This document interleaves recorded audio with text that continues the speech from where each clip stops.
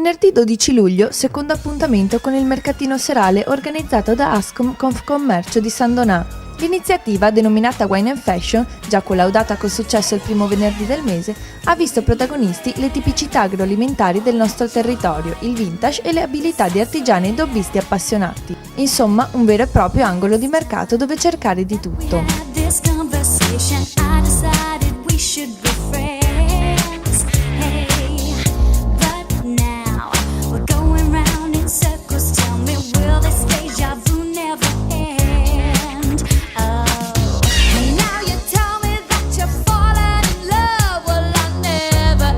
L'iniziativa si affianca ad altri momenti ricreativi, quali il Festival degli Artisti di Strada, i concerti e le diverse iniziative che si svolgeranno nel cuore della città, snodandosi da Piazza Indipendenza fino alla Via Campanile e Piazzetta delle Grazie.